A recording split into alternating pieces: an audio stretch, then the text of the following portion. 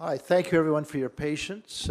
Just a little house cleaning to get ready for tonight's Collin Heights City Council business meeting.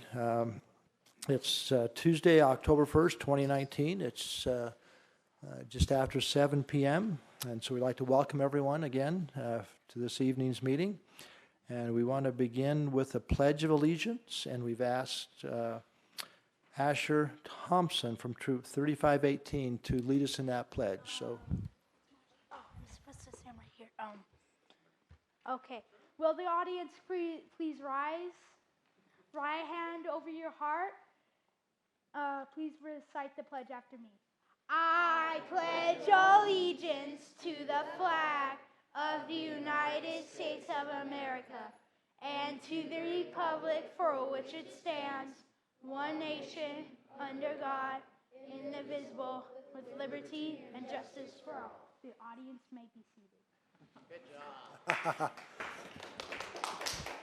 Thank you, Asher. Appreciate your volunteering at the last minute for that. All right, if you look at your agenda, those who have one, we have a couple recognitions we'd like to do right now. First, we'd like to recognize Brighton High School's boys soccer team for winning the state 5A championship. They're not here tonight, but we want to recognize them. We have a proclamation number 2019-.07 that we'll present to them, but would like the record to know of their accomplishments in winning that state championship, and we'll see this proclamation delivered. So thank you. The next recognition is an activity we've done the last couple years, and that's recognizing property owners, both commercial and residential, who take pride in their landscaping. And so we have some beautification awards we'd like to recognize tonight. So Mike, do we have them in order? Well, let's first on district. We could just go by district. All right, let's sense. go by District 1. And District 1 is the Southwick family on 1918 East Siesta Drive. Councilman Shelton, do you want to make reference to this? I would just say that there were several families who had done such a beautiful job with our landscaping, and this year we selected the Southwick family home. This is a remarkable landscape. Obviously, they've worked very hard on it, and proud to recognize them tonight. Are they here in the audience tonight by chance? Come on up, and Councilman Shelton has a picture.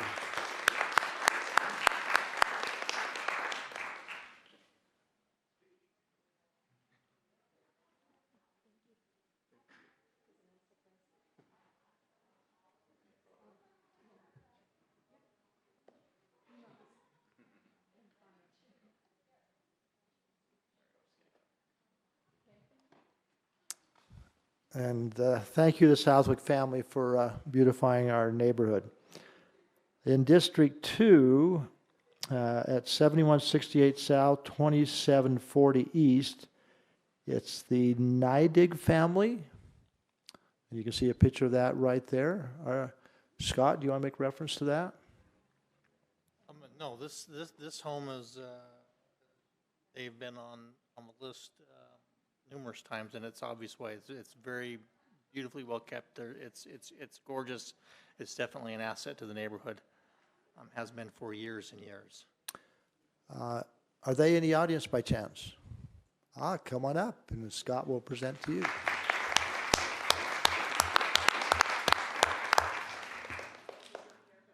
Oh, that's right. The important part's here. Yeah. I recognize the face. I just didn't recognize the name.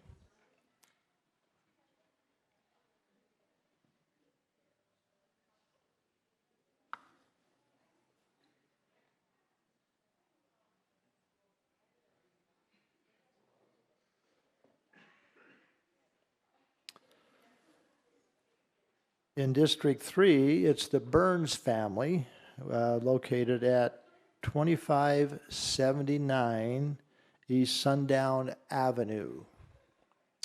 Is the Burns family here?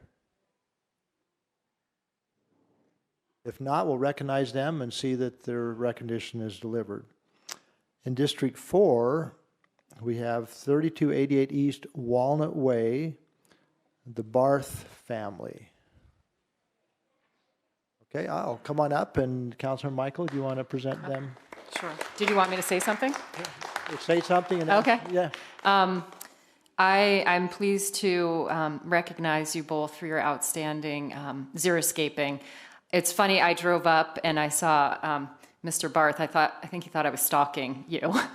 And but I kept looking for a piece of grass somewhere, and there is not any grass. I loved it. I really hope this activates others in District 4 to replicate what you've done. Thank you. Thank you.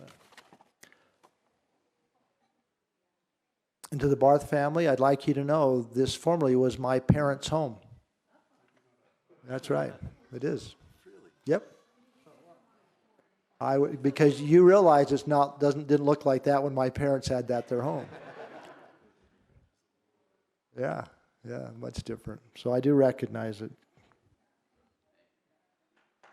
Yeah, thank you. Okay, then we also have the category of non-residential commercial. It's 6814 South Highland Drive. You'll see this in the photo before you. This is Bodywise Pilates. Are they here by chance? If not, this is one that was selected by the mayor, and like Councilmember Shelton said, this was tough. I went back and forth on 3 outstanding representatives of outstanding landscaping. This one I appreciated because, of course, the xeriscape, but also just how pleasant it is to drive along Highland Drive and see something so professionally well done. So that's the Bodywise Pilates on Highland Drive. So thank you to them. All right, that's our recognitions and proclamation for this evening. Now we'll move to item 3.0, which is citizen comments. We have a few people who have signed up to speak, and I'd first like to invite Tim Halbeck. Come on up.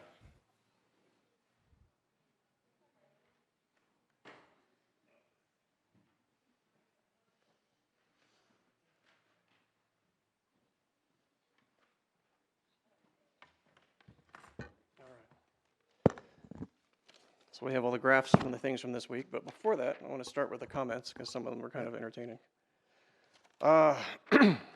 In all caps, do not raise our taxes.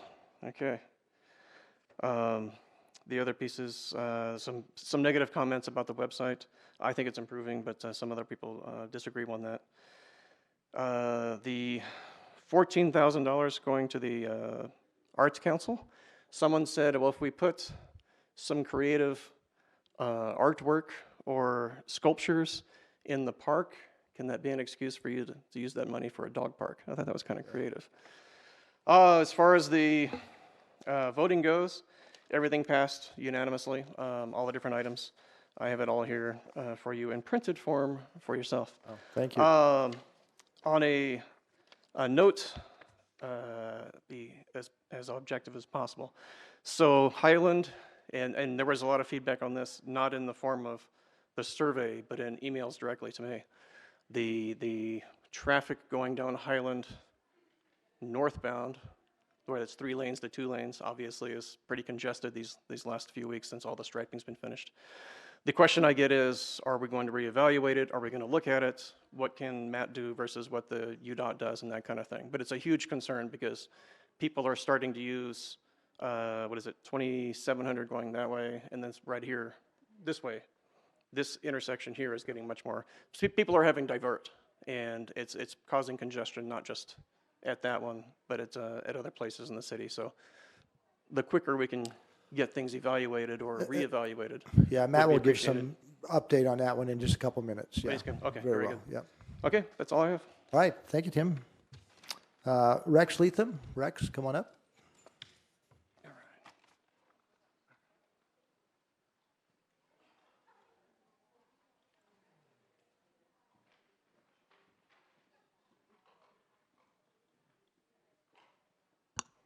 Hi, my name is Rex Leatham. I've been up here a time or two in the past. I'd like to thank everybody for your time. I put a little, oh, by the way, just so everybody knows, I'm one of the houses that got flooded on August 8th. I put a little visual aid on your, in front of you. And I wanted to just give an update to everyone on where I stand with travelers insurance and everything that's going on there. With the use of some software, it's ArcGIS software. It's like a architectural and geolocating software. I was able to pull up Cottonwood Heights storm drain map and then overlay the Google Maps on top of it, which is what you have in front of you. So number one, the first one, and I've got them labeled in the upper corner, shows the 2 storm drains in question. And you'll see I have the sticker that says my house. That's where I live. The storm drain, for some reason, goes east instead of down Scottish Drive, but it goes east to that little point that's marked. You can see it in green. Now, that little point, if you flip the page, the software identifies that as a clean out and a connection. Now, that clean out, the last time it was looked at was on August 7th of 2013 at 6 p.m., okay? Now, that clean out, if you flip to the next page, page number 3, you'll see that when they went to do maintenance on that clean out, there was a tree growing over the lid. And so they weren't able to open it. So as you can see, no, it was not cleaned out. So my point being here is that as far back as 2013, this clean out has not been cleaned out. The water that comes in those 2 storm drains has to go through that clean out and out, okay? Now here's the bigger mystery. Flip to page 4, and I've zoomed in, and you can see through this map that that clean out should be right on the other side of my fence in my neighbor's backyard. Well, guess what? It doesn't exist. It's not there. It's either buried or it's just no longer there. On September 17th, Gilson Engineering was out there looking for that clean out, okay? They couldn't find it. So my point is, my insurance claim for $91,000 has been declined based on city immunity. This isn't city immunity. I don't think they should be covered under city immunity. This is a failure to monitor and do proper clean out of a storm drain system. And by the way, when our area was developed, you all have a law that says if it's over 1 acre, there has to be a storm drain study done. There was no storm drain study done 5 years ago when the land that my house is now on was developed.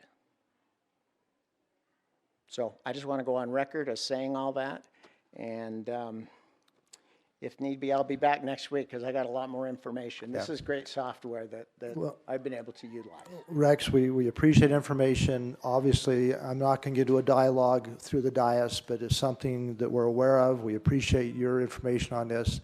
Not being an engineer myself, we rely on the professionals to advise us, and there's a process that we're going through, both through insurance or engineers, and it's an active process. So I'm sure that we'll continue to communicate and try and find a successful resolution. But there's a lot of information on both sides that's being evaluated. So appreciate your sharing this with us, and we'll stay in touch. By the way, someone in your office still has not contacted me to have a meeting with you and Mr. Tingey. I have not been contacted. I understand. I thought, two emails yeah. from you saying that they would contact Okay. me, but it hasn't happened. Yeah, and I know you were going out of town, if I remember correctly, and so, yeah. Well, we will make that effort again. Yeah, thank you. On the record. All right, Nancy Hardy.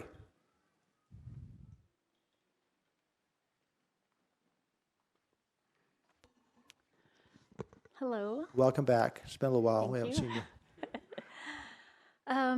I just wanted to touch base. I didn't know if anybody has listened to the Planning Commission or the ARC meetings regarding the two proposals on Fort Union, near the one being near the fire station, because it's interesting to hear the Planning Commission and the ARC Commission talk about the setbacks and the density and the parking and the oversaturation and the design. And it's almost, I don't know, it just seems like we're always allowing exceptions for everything. The developers plan more height and density. The staff tries to convince everybody that that's what should happen, and the residents are just trying to simply follow the codes of the city. And the staff, they said, is approving this with some conditions, but it just seems like the staff would direct the developers. Here's the codes, and developers should work within the codes. That just seems pretty basic, but they're always pushing for the limit. And also, these are just old things I've said over several years. Why does the city always approve more height when it affects the current residents? It's giving more importance to the new people and just disregarding the people that live in the area that have had their great view for so long, and now the new residents get to go higher than the code, rooftop decks possibly, you know, just to make it sell, make more money, and all the people around are the ones that put the sacrifice in.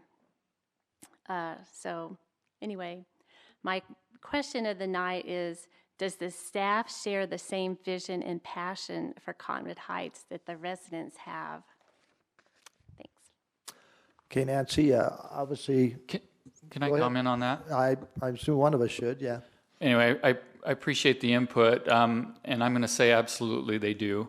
Our staff is very in tune to what the needs are related to this proposal, and I'm not going to get into it because it's not going to be coming to the city council. And we also have another comment on it. If they met the setback standards, they would be pushed closer to the residents to the south. And our recommendations take all of those things into account, and I appreciate staff and their efforts on that. I also want to mention, Mayor, for the record, that Jim and Claudia Blackburn sent information to the council via email. I want to reference in the record, they requested this to be part of the record. You have all of that. It's their opposition to these same projects as well, and they've provided detailed information. I want to make sure you were aware of that, and I called that out in the record that it was received and it was part of this record. Yeah, and we appreciate the comments. Once again, there are two projects on Fort Union that people are referring to, and there is a level of density within the code that's allowed. These are administrative decisions through the Planning Commission and the ARC. There are two projects that actually don't even come to the City Council for a vote. It's based upon the personal property rights of the owners of that mixed-use development. I think there's a little bit of misinterpretation, Nancy, that I won't deal with across the podium, but again, would love to sit with you personally, as we've done in the past, with Mike Johnson and go through some of those things with you.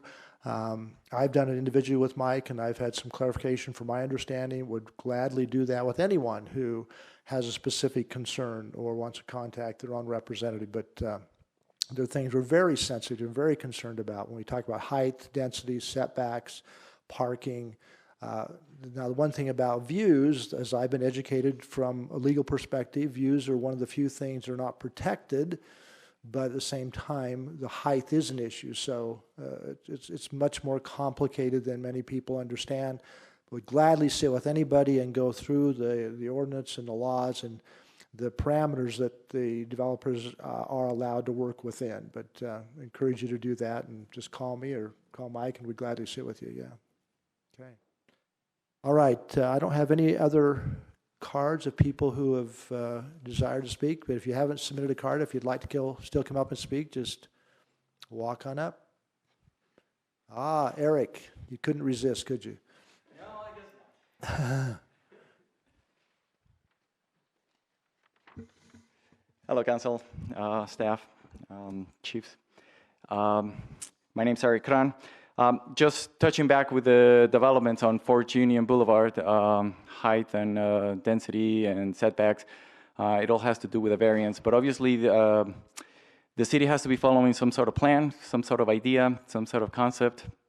I think I've shared, and maybe some of you have read some of those ideas that I have been sharing. Even though views are not something that is considered, is something that is spoken quite highly in the general plan of the city. There's a lot of qualities and a lot of issues that come along for 4th Union. It has a master plan that has been adopted by the city. And I would like to ensure that when we actually are passing legislation and codes and height restrictions and allowing variances, to make sure that the way that that corridor gets developed and evolves as the years go by are one step forward every time towards that goals that we have already stipulated. I find a lot of the extra height and a lot of the recommendations for allowing some setbacks to actually get closer to the property lines, although we're actually taking extra right-of-way in those corridors. When we're granting variances, we need to actually start making sure that safety, health, and welfare is how you, as a body, actually can limit property rights of owners. By making a plan, you're deciding that it's in the best interest of the city's safety, health, and welfare to take those right-of-ways and then create some setbacks and create some height requirements limits. When we're considering doing variances and changes to the original plan, I would like to know, and I would like to request Planning Commission, staff, everybody else, how does safety, health, and welfare of the community, as indicated by the master plan, how does that get improved upon? Just because, well, I think it feels better, I think it's greater, or, you know, or something, it just makes no sense. Is the variance that we're approving improving safety? Is it improving the health, or is it improving the welfare of the community according to the plans that we have set forth? And that should be very clearly made, not only to the people, but also to the applicants and the developers that are going to be coming to the city, that when they try to fit something, and if they feel, well, we could actually improve upon your goals, grant us that variance, I think that everybody would be behind those plans, you know, 100%. But, you know, going back to the Walsh property, we had the issue of open space that I think that we could have actually taken and made a small park out of that thing in order to grant them the extra height. And I think that we just granted extra height with no improvement to the general welfare, safety, and health of the community in return. And if we're going to move forward on 4th Union to redevelop and change the entire corridor, I would like that to be clearly expressed to everybody that's involved in that process. Thank you very much. Thank you, Eric. I'll make a comment. I have a question too, if I could. Okay, we have a comment from Councilmember Bracken and a comment from Councilmember Shelton. The first is terminology, and just so that it doesn't get lost, you were talking about variances. What's occurring on 4th Union Boulevard does not qualify as a variance in any way, shape, or form. They're conditional uses, and they're very different things in municipal law. Conditional uses are set out in the code, and to Nancy's comments, I don't believe there's anything in the request for conditional uses that violates the existing code. That's something you could discuss more with Mike. But when you're talking about variances, that variances should have a very different standard, and I think, and they do. And then on the Walsh property, there was public benefit that the council approved that did not come out of the planning commission, the easement for a trail going through there. Although it's not a formalized park, it is a place that we have future public benefit, and I think that that's one of the reasons I was supportive of the new application, or the way the application came out. Thanks, Councilmember Bracken. Councilmember Shelton. Councilmember Bracken handled what I was going to ask, so thank you. About variances. My understanding was that there was not any variance requested, and that is correct? There's allowance in the code for reductions and setbacks, and that it's already outlined in the code. Correct me if I'm wrong, Mike. Yeah, that's correct. Those allowances are considered conditional use requests. The allowance for setback reduction and the allowance for a third story are both conditional uses outlined in the mixed use ordinance. But if we're in this discussion too, Mike, maybe you could clarify for us that it's the property owner's right to request those, and if they can meet the conditions, then we have legal responsibility to approve it. Yeah, so generally a conditional use is an administrative decision. The state code outlines the review criteria for that. Conditional uses shall be approved unless there's findings, and they're outlined in the code, specific findings that any negative impact cannot be mitigated through conditions. And that's the Planning Commission's purview as they consider these projects. All right, thank you for that discussion. We now have some action items before the council, and before we begin, I failed to excuse Councilmember Bruce, who's out of town this evening because of her business and employment, and hopefully be back at our next meeting. The first item for action is item 5.1. There are 4.1 and 4.2. Oh, duh. We don't, Lieutenant Bartlett's there. Oh, I'll be in trouble, yeah. I marked those off on my little check sheet here, so let's get right back to Matt was over here going, phew. Wow, no. Dan Bartlett will arrest me on the way out. I won't make it home. Yeah, I know we have standing quarterly report, our police report. Lieutenant Dan Bartlett, come on up. Sorry, Dan.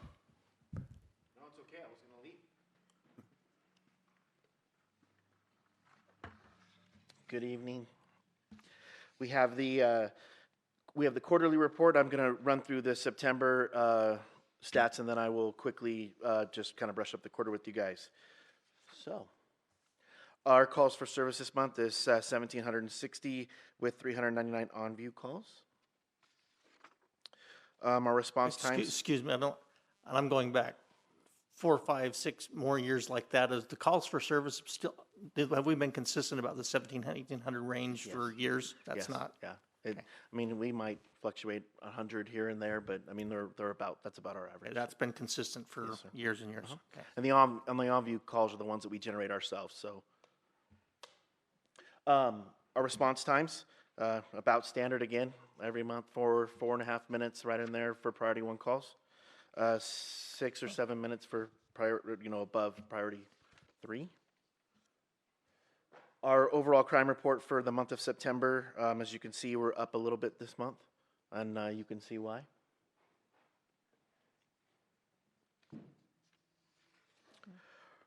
Our arrests from September up to 87 for adult, 7 juvenile.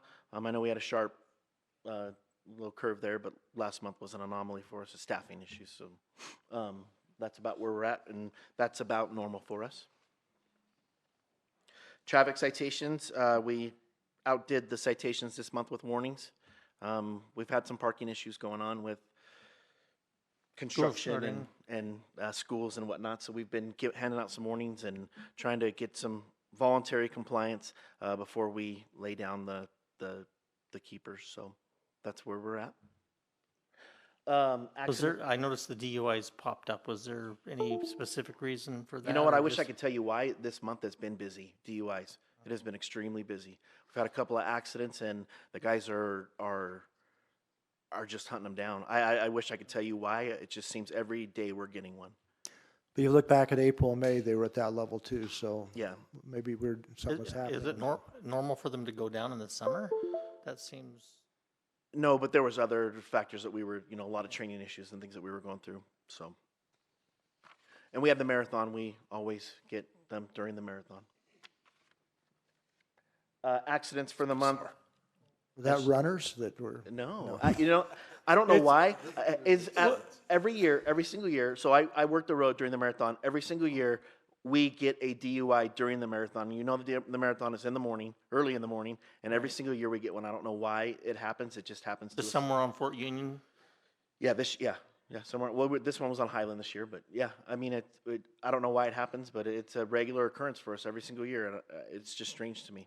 Meaning like you stop somebody and you give them a DUI, or they're driving erratically and you They're pull them? driving. Yeah, it's during the actual event itself. We always get a DUI during the event because someone's driving or something happens. They try to run through the event like we've had in the past. So yeah, every single year. Yeah. Accidents for the month 53. You do have a lot of officers present in that particular location. So if you're in the area. Yeah, there's a lot of people working during that time, but I mean, we're getting them regularly. It's just a strange anomaly. So.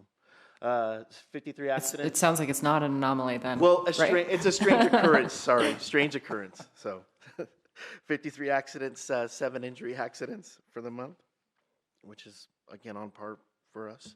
So our 3-month review, as you can see, there's really not much of a change other than DUIs and arrests. Kind of went down through the summer months. It's business as usual. Nothing too crazy for us in this quarter, But that's okay. and that is wonderful. Yeah. That's wonderful.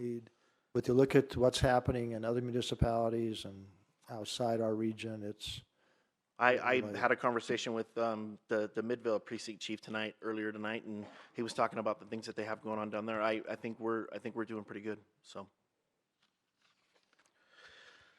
the deaths for the month: 1 attended, 1 unattended. We didn't have any Narcan saves. We just kind of wanted to talk about September 11th and the appreciation that we received on September 11th from the community. Jimmy Johns came in and got all the guys lunch just to thank you, and we really appreciate the support that we get year round. And especially on September 11th, as the fire department, also gets a lot of recognition during that time. It is October, and we have our annual safety message for trick-or-treating. Again, a big night. We want all of our kids to be safe. We want all of our drivers to be safe. We want everyone in the city to be safe. And we just wanted to put our tips up to remind everyone, please be safe. Watch out for your children. Watch out for children when you're driving. Please accompany them, be with them. Have plenty of lights, and please keep them out of the street. I just wanted to go over really quickly, give you guys a Versaterm update. We have bumped up our date to launch Versaterm to the 28th of this month, which is a week early. We're really excited. I think we're ready to go. We start training our staff this Friday and next Friday, our end user, the officers, this Friday and next Friday. So we are very excited for that program. I'm very excited to have it done. So Dan, for the audience, you want to tell them what Versaterm is? Yeah, Versaterm is our records management system, how it's right from when someone calls 911, how it's pulled out from dispatch, how it's pushed out to the officer on the computer, how they see it, how they turn it into a report, and how we collect all of the data.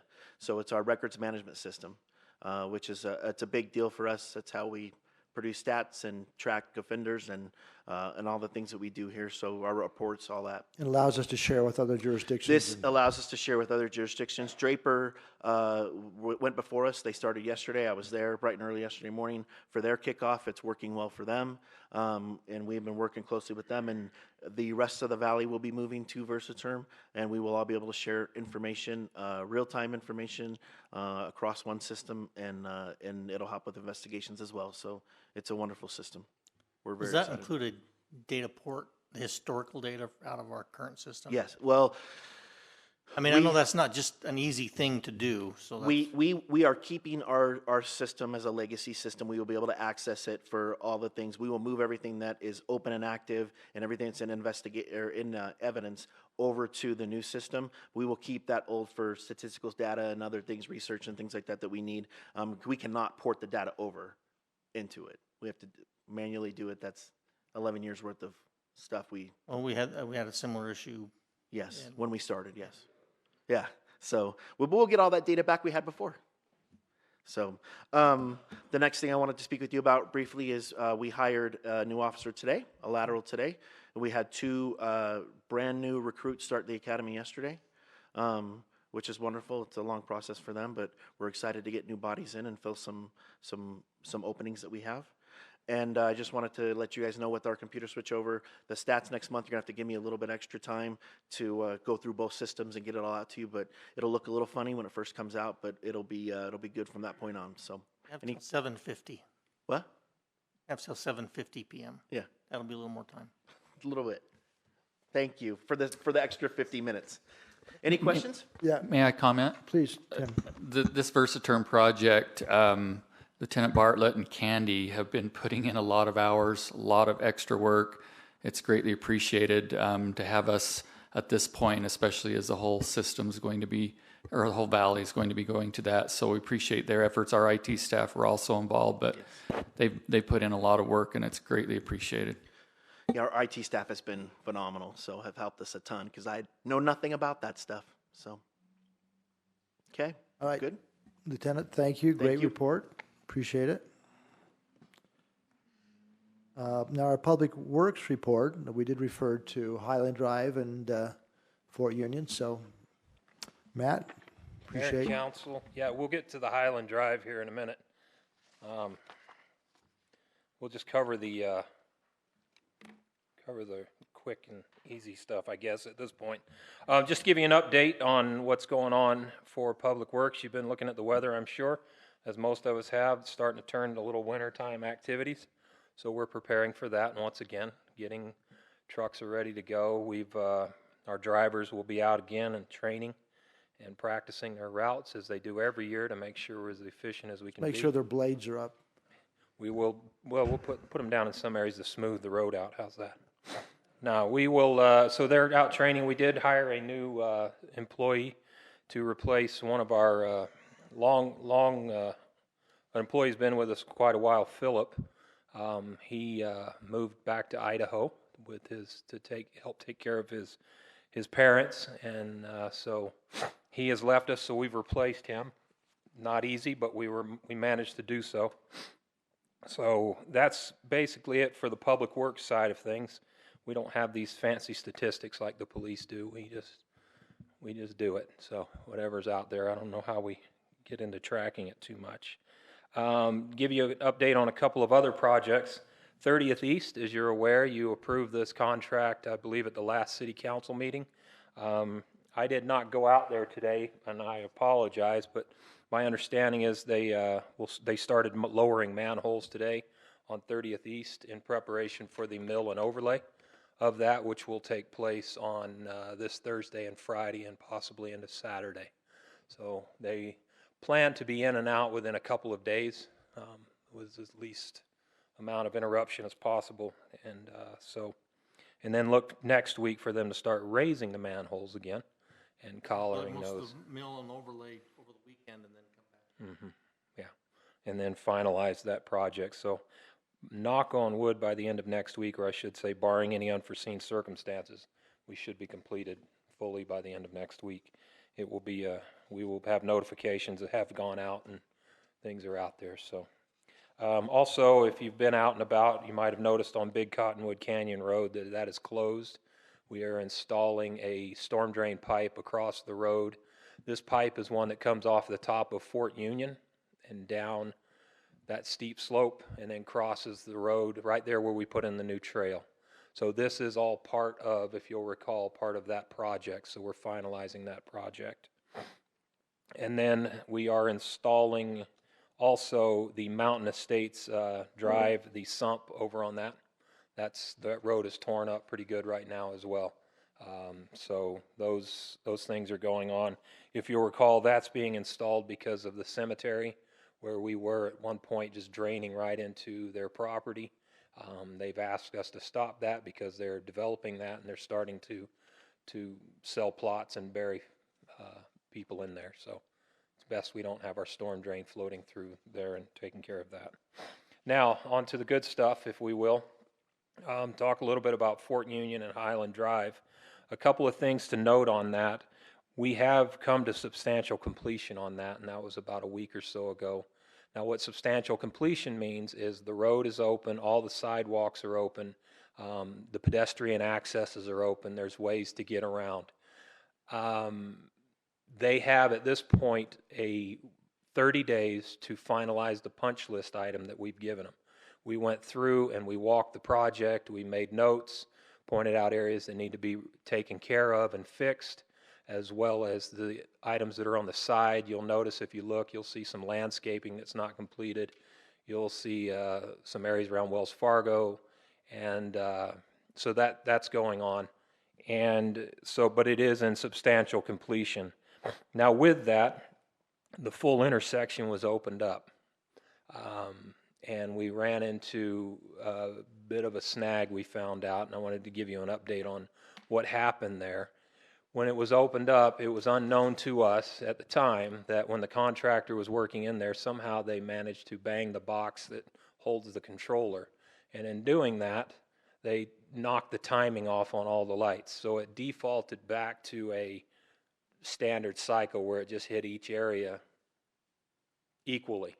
So when a controller malfunctions, it defaults back to that if there's power to it. So it goes around and just one leg will get the same amount of time as each leg, no matter what the time of day it is or where we are. So that was when? That was about the time we opened it up. That was when we became movie stars on the news. There was horrible. It was horrible. It was a fiasco. And going out there and looking at it, I mean, actually, it was easier to get through it while they were in the middle of construction than it was after it was opened up. So in looking at it, we found that to be the problem. And we went ahead, that's been repaired, and we ran it on a cycle of a peak hour cycle. What that means is during the morning rush hour between about 7:30 and 8:30 to 9 o'clock, the clocks are set such that you have a majority of the traffic in the northbound lane going through. We made that adjustment, and it seemed to be working. Well, obviously it was working a lot better than when it was not cycling correctly. We made an adjustment and added 15 seconds to that leg, and that opened it up a little bit more. When did you add the 15 seconds? Just a couple days ago? Yeah, this was a couple of days ago. So what I'd like to show you, if I could, I do have, this is this the morning, the first one, right? No.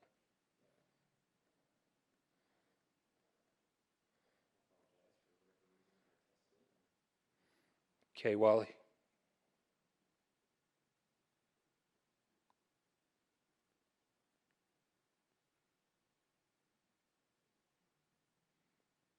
I did have a really cool video to show you. It was working so good. This video just had every car clearing out. I'll just summarize it for you. I told Matt, I was out there yesterday, Monday morning. Well, while we're looking for it, I do want to say I did go out and shoot some video. The reason we're shooting video instead of bringing you, oh, here we go. Okay, so this is 7:30. You'll notice this is looking south. So our big concern is that northbound leg coming towards us. Now you can see that big platoon of cars coming over the hill right now. And that's the platoon we were looking at. And this is to test a light cycle. It's how long you're in that queue. How fast can you get through that light? So as you'll notice, they're coming up, that queue is coming up to the stop line. In just a second, you'll see them start to move. I promise I won't make you watch the whole thing. It's 20 minutes long. Okay, so they will start moving right about now. And if you'll watch that queue, this was yesterday morning, and this was when the queue was running at, I believe, 45 seconds. 45, 50 seconds is what we opened it up to finally. For that one portion of the cycle? Yeah, this one portion. So this leg is opened up to actually 50 seconds. So if you'll watch, and you'll look above there as well, and look for the next platoon of cars to come over the top. And you can also see traffic in the intersection on the right side, those going south, how that clears out. So a majority of these cars that were up there are clearing out. So would you say 7:30 would represent one of the busiest times of the morning? It's 7:30 starts the really busy time, and it's usually about between 7:30 and 8 o'clock, 8:15, you hit some heavy-duty traffic. So this, like I said, and you could see that cleared that queue out. The bus stopped a few of them. You can see the bus. It kind of held a few of them up. But a majority of that came out, and once again, you can see, here they come out of the light, and so they're coming over the hill, and there's the next queue. So the cars at 7:30, 7:35, 7:40, that's when I was out there taking this video, were clearing out of that queue pretty well. So, and this next section shows the same thing. The cars, that line of cars will clear out of that queue as well. So I wanted you to see that. This was after we upped it to about 50 seconds, 45, 50 seconds for that one leg only. Yeah, I can speak to north, south, the east and west because I travel out regularly, and it seems to be functioning Yeah, the east-west was flowing very well. Now, the next video, if I could, this one last, this is 8:30, okay? This is when it really gets heavy. This was this morning. Oh, this morning. Yeah, this was Because this today morning. was, unfortunately, was a different. Yeah, well, I won't, yes, it's heavier traffic. Something It was else. still running through the queue very well, but it was heavier traffic. So instead of back, okay, so this is 8:30. Now if you look at this, once again, you watch the platoon of cars coming over the top, where before this whole section this leg was being cleared out. I'm kind of shaking a little bit as I'm doing this. And I'm looking for me because I know I was parked up the side of the road there. Oh, okay. I'm looking for me too. Oh, was everybody out there with me? Okay, so you'll notice. If it weren't for them parked along the side of the road, Yeah, it this would have all gone a that lot much better. quicker. Yeah, this would have done a lot better. Now I know what the problem was. You'll notice that this one, in comparison to the 7:30, the queue is a lot is longer. It goes on the other side of 7200. So this clears out about one time, and it lines up another half line of cars. So the leg still clears out, but there's a larger volume of cars coming over the top. So if you're at the back of that line, you're sitting through 2 cycles to get through instead of 1. Now, the lights cycle at 120 seconds. So if you're in there, you're waiting 2 minutes. If you get stuck, you're waiting your 2 minutes to go through again. So a total of 4 if you're at the back of that line during this time. Okay? So that's during this time. You can see the traffic, and you can pick a car and watch it go through. This is probably the heaviest traffic we were seeing on here. Now, I did go up personally and went up the Bengal Boulevard twice, turned around and came down that. I did have to wait 2 cycles once I got in the back of the queue. I made it up to about 15 feet to the line, and then I was able to get through on the next cycle. So that's what this is showing. You can see the traffic is a lot heavier. That's what I wanted you to see. I mean, I could have shot it at 6 in the morning and told you how perfect it was. So how does that 4-minute wait, if you have to wait through 2 queues, how does that compare to planning standards? Is that? I wish I could tell you what the numbers were. We're trying to go comparative to before, and that's the other point I want to bring up. The ATS program that we have, they're leaving? I'm just getting good. They don't drive yet. It's just getting good. This is Mom's problem. So the ATS program that we have for this, unfortunately at this intersection, is not working. And we've been trying to pull data all over, and we can't get hold of that data to compare it to what it looked like before the intersection was rebuilt. We have that data, so we have to wait till this comes up to be able to get that information. So I apologize. I've talked to the county. Now, there was a question, who manages the lights? The county, those lights are ours. The intersection is ours. The county manages those lights. They manage the timing and the maintenance on those because they time the whole corridor, both north, south, east, and west, into different cities. So we have all agreed that they do the timing. We are at maximum I should say, time on there without having to change every light along the corridor to do something in here. I've talked to Kent Barnes, the county supervisor over this, and we had that discussion this morning. Now, after saying that and watching this, I actually had him add another 10 seconds to this leg, of which I don't have any video on. So this was running at 50 seconds.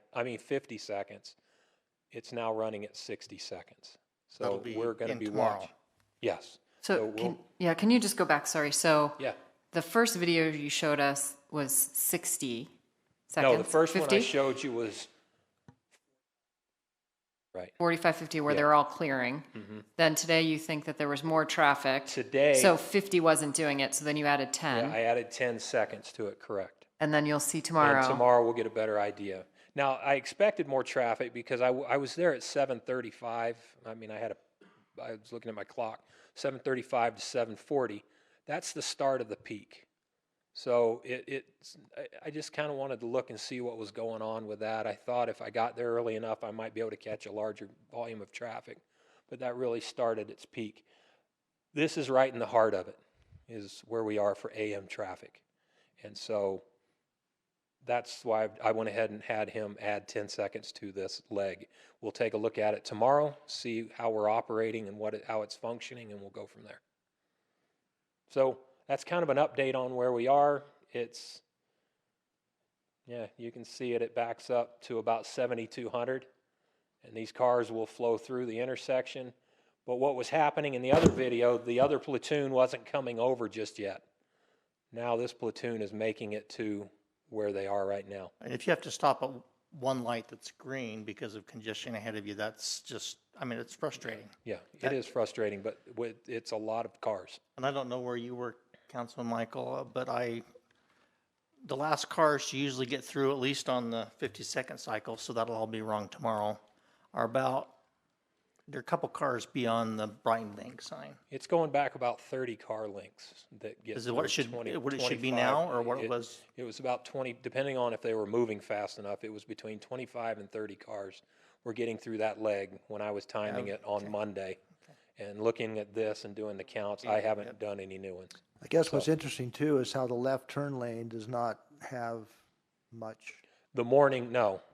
No, It's kind of an interesting fact that in the evening now, obviously this whole thing reverses, and those double lefts turning fill up quite a bit. Especially going south. Heading south and then turning east, it fills up quite a bit. Big time. All right, thank you, Matt. Yes, sir. Anything else? Any questions? I'm good. Okay. Questions? Thank you for that update, and we'll. Looking through mine, Matt's been really good in communicating with me because I have had a lot of questions. Obviously, a lot of people are concerned, and just kind of the entire process. So, hopefully, we can get it. Yeah. I guess the comment, one of the comments that was made earlier, is yes, we are evaluating it. Right now, we're doing it. I mean, you've been out there each day this week, and you're going to continue that. Correct. For what we can do in the short term, and we are looking. Once it all gets solidified and we see how traffic patterns, there may be some other changes beyond timing that we may look at. Yeah, but I'm not going to guarantee anything. Well, we have a couple striping things we're doing too. I understand. That's on the punch list items. There's some striping. Oh, is there some of those? Yeah, that are so still on the punch we've list? still got more things that are coming, but I appreciate the updates, and I know with the calls I get, having information that Tim shares with me is really helpful. Yeah. I was alluding I to some of the striping. I didn't know that was on the exam. I just had one question. So you went up to 60 seconds. That's the max that you can go. I'm maxed out right You're now maxed at out. 60 without changing, like I said, going down the whole corridor and moving the cycle to like 150 seconds so that I can add more time on the leg. You also have to take into consideration the pedestrian cross. So if you keep getting it, there's not time for them to cross. We're kind of dipping into that number a little bit. So. And in the county, they're saying we can't go back in the corridor to the south. No, they're not saying they can't. But I mean, I guess that's my question. Is no, they could go not, back a light too, or two lights? Yeah, we want to let this run a little bit and let's see where it goes. Unfortunately, this intersection was introduced with a problem in the timing, and that like anything else, now it immediately it has a bad taste. And to top that off, it was the construction time where we ran into some issues with permitting that shut us down, quite frankly, for 30 days. And that put us way behind schedule. And frustration grew. We understand that, and we accept that, and we take that on. But there was not a lot we could do. Weather and permitting, and then when it opened, there was these higher expectations than. And we ended up with a busted controller and a default cycle that just made things. It was a perfect storm, and I wish it hadn't happened that way. But that's the way it was introduced. And then it went on the news. And then from there, it kind of has put the bad taste out there.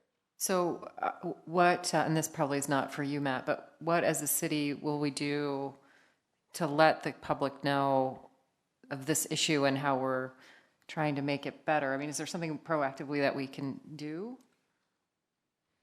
We were on the news related to that and explain these issues on the news. That's one thing. We can also reach out through our social media elements as well, and we can definitely do that.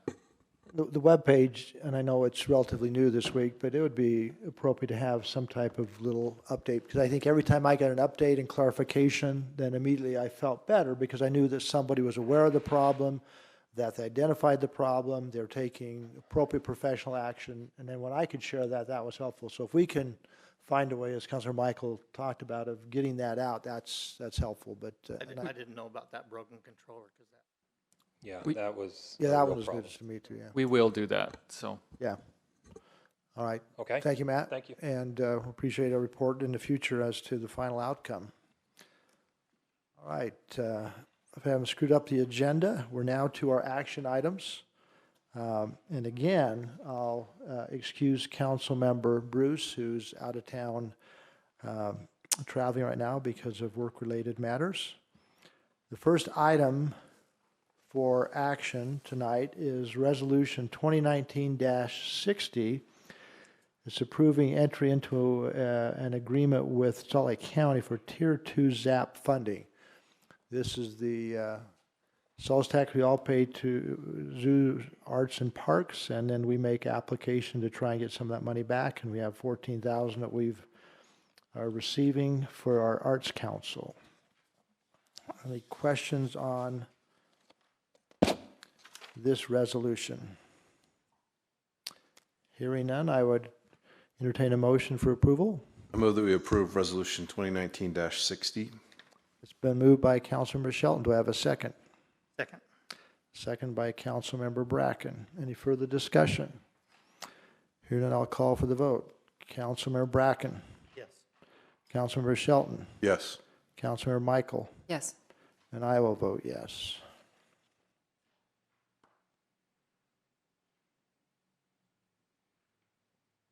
Next item is 5.2. It's a resolution 2019-61, approving disposal of unclaimed property, which is former evidence. Chief Russo, any comments on that, or that's pretty straightforward? We talked about it in our business meeting. It's pretty straightforward, but it's items that were used in evidence that are no longer needed for court, and we ask that they be surplused and sent to our auctioneer for the proceeds to be returned to the city. Okay. Thank you. Any questions on this resolution? Hearing none, I'd entertain a motion for approval. We approve Resolution 2019-61. It's been moved by Councilmember Bracken. Do we have a second? Second. Seconded by Councilmember Shelton. Any further discussion? Hearing none, I'll call for the vote. Councilmember Michael. Yes. Councilmember Bracken. Councilmember Shelton. Yes. And I will vote yes.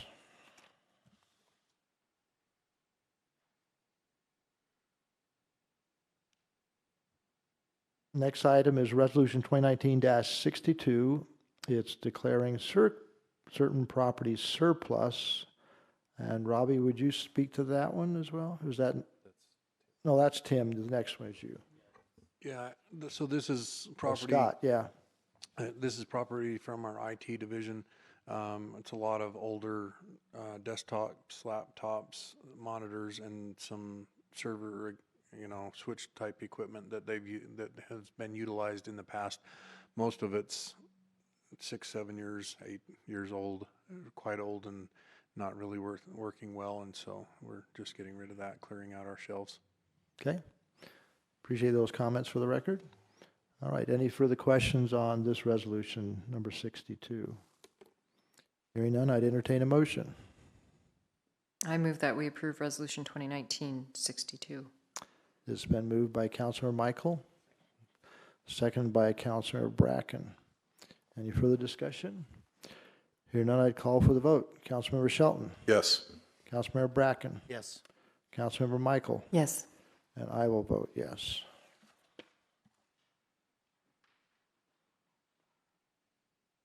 Now, item 5.4, Resolution 2019-63. This is the disposal of the unclaimed property or former evidence. Robbie, would you comment on those, please? Right, the difference between this and the first one are these are firearms that are no longer needed as evidence and cannot be returned to owners for various reasons. So we ask that they be surplus so that we can properly dispose of them, consistent with our standard practice. Okay, appreciate that explanation and clarification. Any discussion on this motion, resolution? Hearing none, I would entertain a motion for 2019-63. I move that we approve Resolution 2019-63. Been moved by Councilmember Shelton. Do I have a second? Second. Second by Councilmember Michael. Any further discussion? Hearing none, I'll call for the vote. Councilmember Bracken. Yes. Councilmember Shelton. Yes. Councilmember Michael. Yes. And I will vote yes.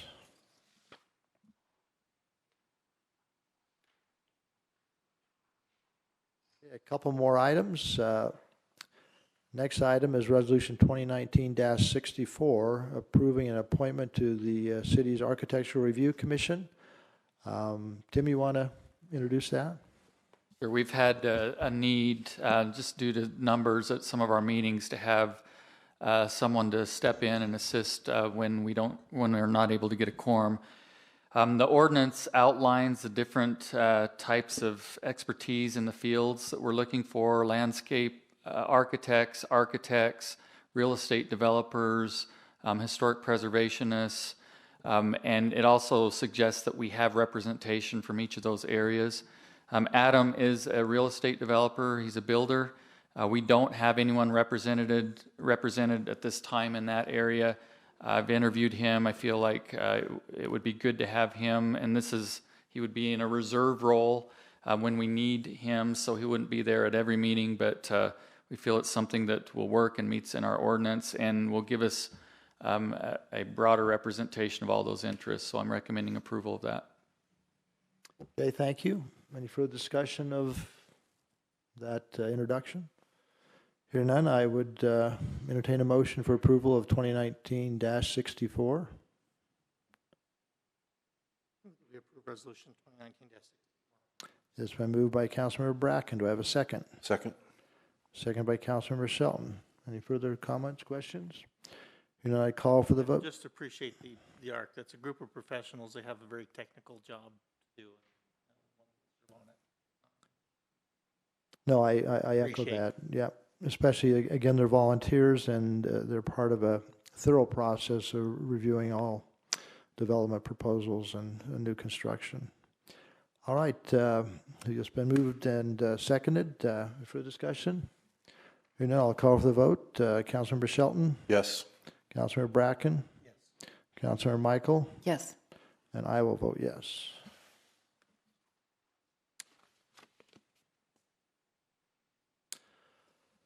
All right, our last item of business is 2019-65, approving entry into a consulting agreement with Gilly Strensky Brems architecture firm to update our moderate income housing plan.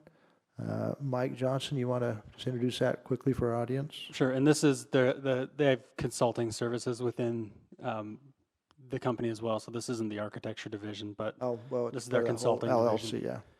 yeah. This was anticipated. The Senate Bill 34 this past year introduced new legislation that changed the requirements for cities as they report their affordable housing goals and what each city is doing to provide opportunities for affordable housing. There's a reporting requirement and then a plan update requirement. The reporting requirement would be due this year regardless of the legislation, and then with that legislation, we were required to add a few things into our plan that aren't currently there. Again, this was budgeted and anticipated, so this is just agreement with GSBS. They did our previous report, and they do a thorough job, and they're able to do it for a reasonable price and a short timeline. So we feel that they're a good consultant to do this. Okay, any questions with that introduction or regarding the resolution? Hearing none, I'd entertain a motion for Resolution 2019-65. I move that we approve Resolution 2019-65. It's been moved by Councilor Michael. Do I have a second? Second. Second by Councilmember Bracken. Any further discussion? Hearing none, I call for the vote. Councilmember Bracken. Yes. Councilmember Michael. Yes. Councilmember Shelton. Yes. And I will vote yes. Okay, that's the last action item we have on the agenda. We do not have anything on the consent calendar, so I'd entertain a motion to adjourn. Move that we adjourn. It's been moved. Do we have a second? Second. All in favor, say aye. Aye. Aye, it's unanimous. We are